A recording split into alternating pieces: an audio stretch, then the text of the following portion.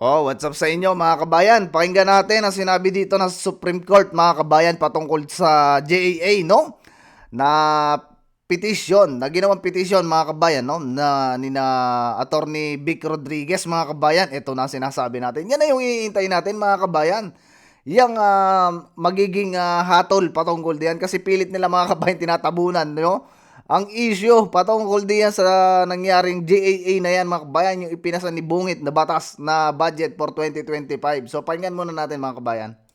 The Supreme Court en banc, during its session today, February 18, 2025, acted on the following matters. Yan na.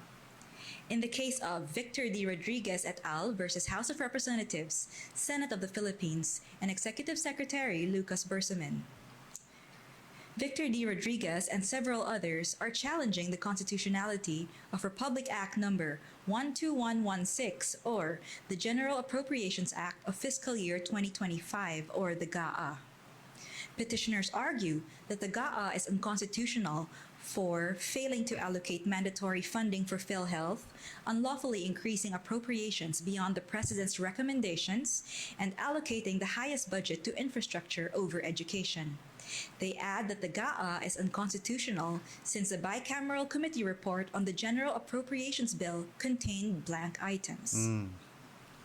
The Supreme Court set the oral arguments for this case on April 1, 2025, Tuesday, 2 o'clock p.m. at the En banc Session Hall, Supreme Court Baguio Compound, Baguio City. The preliminary conference will be on February 28, 2025, 1 o'clock p.m. at the En banc Session Hall, Supreme Court Main Building, Manila. Eto na mga kabayan yung iniintay natin, no? Sa February 28 mga kabayan, magkakaroon ng preliminary mga kabayan. Preliminary investigation. Kita ninyo mga kabayan, nauutal na tayo, pati camera natin naglalag na. So, dito mga kabayan, malalaman natin, no? Kung ano ba talaga ang nangyari dyan sa gaan na yan mga kabayan. Kasi pilit nila mga kabayan tinatabunan ang issue. Kita nyo mga kabayan kanina doon sa Triocom, di ba? Nagkasagutan si ano bang pangalan no mga kabayan, yung spokesperson mga kabayan ng Navy, no mga kabayan, si Tariela at saka si congressman na ay si senator, no, si senator mga kabayan, si Senator Marcoleta. Pero sa bandang huli mga kabayan nagkamayan sila, no. Hindi na natin mga kabayan bibigyan ng reaksyon yon kasi sobrang dami na nagbigay ng reaksyon nila doon sa video na yon. Ito mga kabayan, si Bungit, no, nag-alamano na naman, no, dito sa kanilang rally dyan sa Maynila mga kabayan. So mariusip talaga itong tao na to, hindi na nagbago mga kabayan. Lagi na lang gusto na mga kasamahan niya mga kabayan mapayapang pangangampanya. Pero si Bungit mga kabayan may sariling desisyon, tunay na inilalaglag niya mga kabayan itong mga ano niya mga lineup niya mga kabayan. Kita niyo, pakinggan natin mga kabayan. Bago po tayo Oh. pagbigyan niyo po ako at Kita niyo mga kabayan, yung tipong siguro ito ay gusto lang siguro niya mga kabayan mag-joke. Pero yung dating kasi mga kabayan sa kanya parang tamang hinala.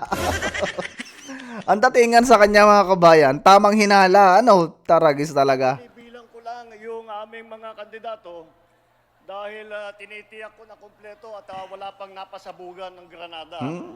Kita mo mga kabayan mga padalin nito ni Bungit, wala nang ibang masabi, no mga kabayan. Dapat kung gusto nyo talaga no na talagang kayo ay manalo, ang ilatag ninyo diyan Bungit yung yung magiging kapaki-pakinabang sa mga Pilipino, hindi yung ganyang ito mga kabayan dalawang sagot na niya, no, doon sa sinabi ni PRRD na pagpapatayin yung 15 senador, no, na while mga kabayan ito si Tito Soto, tinuturing lang niya na jokes, no? Na jokes yung mga sinabi ni PRRD. Talaga naman mga kabayan, kahit tayo, joke lang talaga naman yun. Kahit nga yung NBI, mga kabayan. Alam nyo, humanga din ako mga kabayan doon sa NBI, no? Ng si NBI director. Kasi mga kabayan, hindi niya binigyan ng pansin, no? Yung panawagan ng dalawang congressman mga kabayan. Ni Adjong at saka ni Gutierrez, na kung saan mga kabayan imbestigahan yan. Kita niyo mga kabayan, di ba? Buti na lang mga kabayan yung ating NBI kumbaga talagang lumulugar sa tama mga kabayan. Tuloy natin ang pambubudol dito ni Bungit. Kaya naman po wala po kayo maririnig ng mga ganyan. Yan na po ang kaibahan ng alyansa sa lahat ng mga ibang tumatakbo dito sa halalan na ito. Wala po kayong maririnig na masasamang salita. Wala po kayong maririnig na panakot. Wala po kayong maririnig ng pagmumura. Dahil Paano mga kabayan? Ano bang maririnig natin dito kay Bungit maliban sa mga pinagsasabi na to? Wala man siya mga kabayang may pagmamalaki na natarabaho niyang matino mga kabayan. Ano bang may pagmamalaki nito mga kabayan ngayon? Gulo sa West Philippine Sea? Pagtaas ng mga presyo ng bigas mga kabayan? O, di ba? Pagtaas ng kuryente?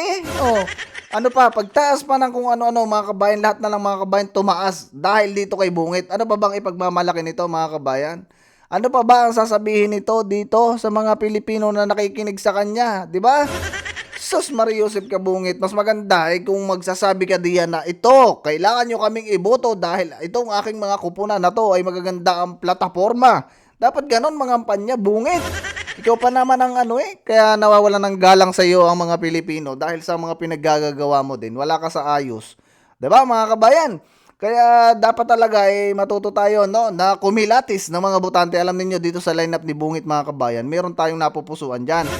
Kaso nga lang, diyan siya napabilang sa diyan siya napabilang kay Bungit, no? Hindi doon sa PDP. Kung sa PDP sana mga kabayan, lulusot yun Katunay. Ito mga kabayan, pakinggan natin, no? Napakaganda ng mga sinabi dito ni Atty. Torion. Patungkol diyan sa pagpapail nila ng petition about sa impeachment complaint mga kabayan na ipinasa dyan ng mga congressman mga kabayan na hindi dumaan.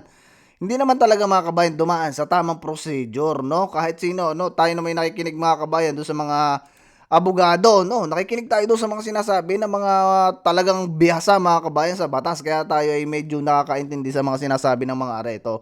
Pakinggan natin mga kabayan ang sinabi dito ni Atty. Torion. Alam nyo, believed ako dito sa attorney na to mga kabayan kasi napakaklaro niyang magpaliwanag patungkol dyan sa impeachment na yan. At tayo, may intindihan natin, no mga kabayan? No, pakinggan na muna natin. The verification requirement. If you will read Article 11 of Section 3 of the 1987 Constitution, if they base it on Section 5, that if they have the one-third vote of the House of Representatives, please read it in the 1987 Constitution, that in case the verified complaint, so meaning before you talk about trial in the Senate forthwith, you must see to it that there was proper verification because the law Constitution requires in case of verified complaint. So we must determine therefore as to whether or not there was proper verification that was conducted in vis-a-vis the impeachment complaint as submitted and filed in the Senate. If you will look, this can already been revealed now, if you will look at the impeachment complaint as filed in the Senate, there was even no proper verification. Who signed it? It was only the Secretary General who Tapos subscribed it, who stated among others that this was subscribed before him. Is that the proper verification? And besides, even a mathematical computation, 215 congressmen who did not have any idea at all as to what was the subject matter of the caucus as of 10:15, 10:30, 10:45 a.m. And then by 3:15 in the afternoon, they already accordingly added it as additional reference of business. Okay? So they only have 3 hours within which to look at the complaint, verify all the attachments to the complaint.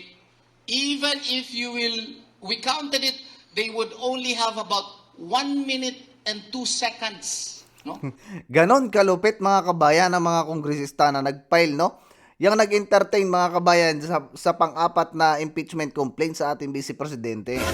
Kaya nga mga kabayan, no, natalakay din natin dito yan, yung impeachment complaint na yan. Talaga mga kabayan, na masasabi natin na hindi talaga dumaan sa tamang procedure, no, yung impeachment complaint na yan. Dahil mga kabayan, na ipasa nila, no? Napirmahan mga kabayan in just one day. 200 plus mga kabayan yung pumirma. At dapat daw mga kabayan, ayon no, sa ibang attorney na nagpaliwanag patungkol dyan mga kabayan, dapat daw yung mga pipirma doon ay solemnly nag-go-out mga kabayan dyan sa SecGen, no?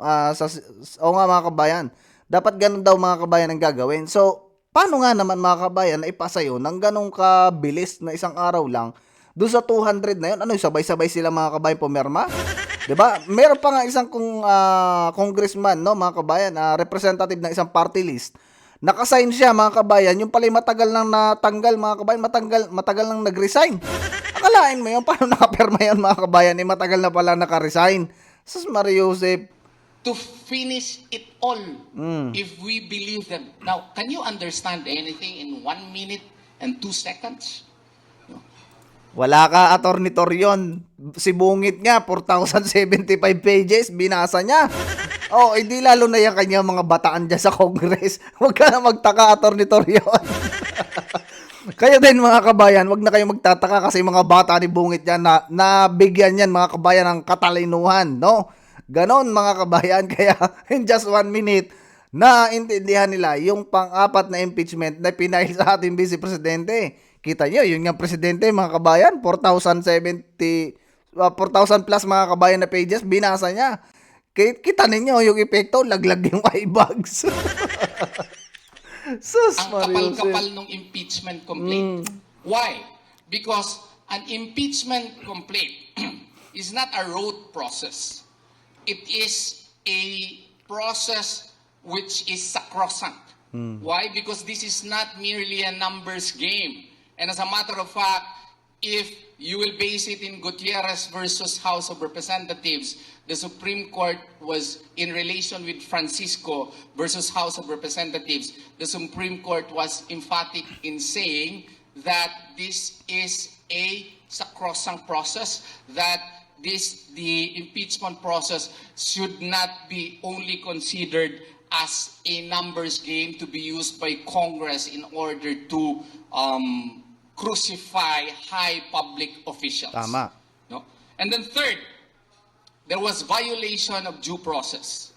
Why violation of due process? The Vice President was denied prior notice and hearing prior to the filing of this fourth complaint. Yun, totoo yun. She was never informed beforehand that this new complaint is going to be filed against him. It is basic in our 1987 Constitution that no person shall be deprived of life, liberty, or property without due process of law. How much more in an impeachment complaint which would seek a high government official elected by 32,208,417 votes.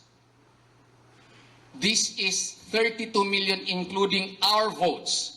Votes. Which are going to be discarded, which are going to be marginalized or erased simply because of the unilateral actions of 200 individuals who think that they are above the law. So this is the essence of our petition, and we seek that the Supreme Court would grant us a temporary restraining order restraining the Senate from acting on the impeachment complaint, and thereafter a preliminary injunction on the ground that doing so would cause grave and irreparable injury upon the people and upon our votes and upon our right as a citizen of this republic, knowing, and as a taxpayer, knowing that as taxpayer, if this impeachment complaint will not be stopped, they would spend millions again.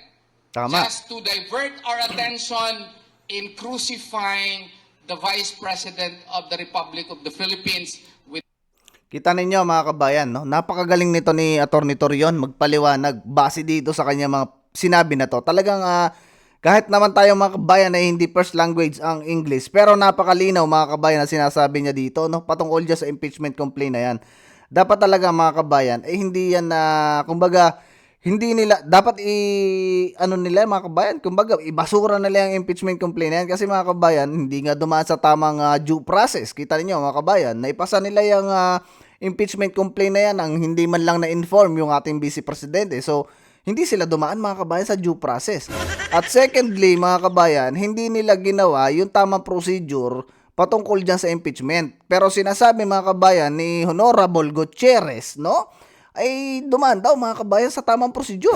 So paano mga kabayan dumaan sa tamang procedure yon? Eh wala nga doon yung vice president. Hindi nila inimbitahan na ito, ini-inform kita, Vice President, na ikaw ay may impeachment complaint dito, na ikaw ay ganto, ganyan ang impeachment complaint. Walang ganon mga kabayan. So paano dumaan sa tamang procedure yung impeachment complaint, no mga kabayan? And secondly, thirdly mga kabayan, bakit mga kabayan hindi agad i-entertain na kahit na sinasabi sa batas na dapat daw agad-agad na yan yung pinapaliwanag nila mga kabayan, dapat agad-agad ay dinggin yung impeachment complaint na yan mga kabayan.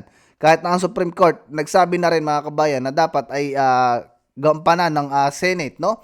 Yung impeachment complaint na nakafile na sa Vice Presidente. Ang problema mga kabayan, malaking magiging epekto kasi yan dyan sa mga re-elect na senador, re-elect na congressman, at saka hindi pa nila mga kabayan, hindi pa kabisado ng administrasyon na to, kaya sila mga kabayan ngayon hapit, no?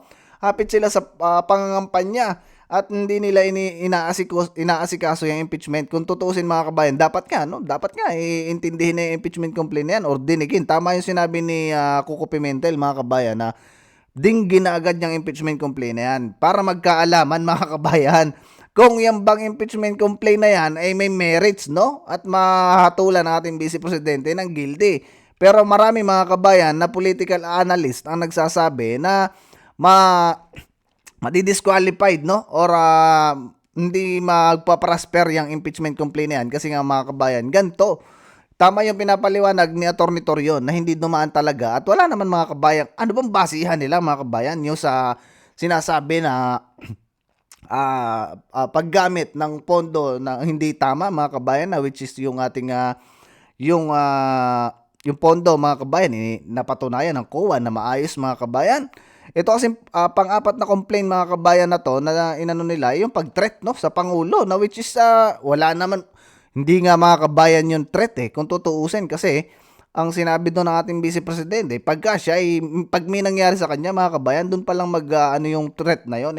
Ayaw ko ba mga kabayan, napakahirap ipaliwanag ng mga nangyayari sa gobyerno ngayon, no? Kasi kita ninyo, gusto nilang tabunan, no, yung mga issue, yung tamang issue na dapat pag-usapan. Ang dami mga kabayan na pwede na pag-usapan nila dyan sa Congress, no, sa lower house. Ang inuuna nila yung mga vlogger, no, na mga fake news. Kita nyo kanina yung hearing, diba?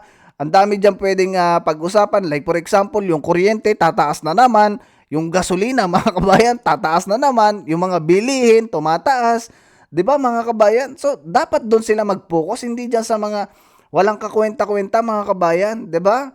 So, ayun lang mga kabayan, yung masishare ko sa inyo. At kung gusto nyo mapanood, itong buong detalye na to mga kabayan, search nyo na lang din dito sa YouTube, no?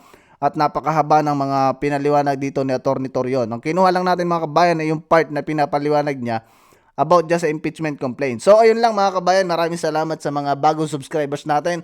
Sa mga nagla-like at nag-share, ayan, maraming salamat sa inyo. At yung mga nagko-comment din mga kabayan. Adios sa inyo, sana straight PDP tayo mga kabayan. Yan yung lagi kong ulit-ulitin dito sa ating channel. Nasa ganon mga kabayan, hindi nyo makakalimutan, no? Alam ko naman yung iba sa inyo na nandito sa comment section ay talagang solid na PDP. So, doon sa mga bago mga kabayan, huwag nyo kakalimutan ang ating lineup, no, sa PDP ay talagang totoong may malasakit sa ating bansa. At yung iba dyan mga kabayan, meron nang napatunayan, like for example si Senator Bongo. So see you sa susunod na video mga kabayan. Adios muna sa inyo. Maraming salamat at bye-bye.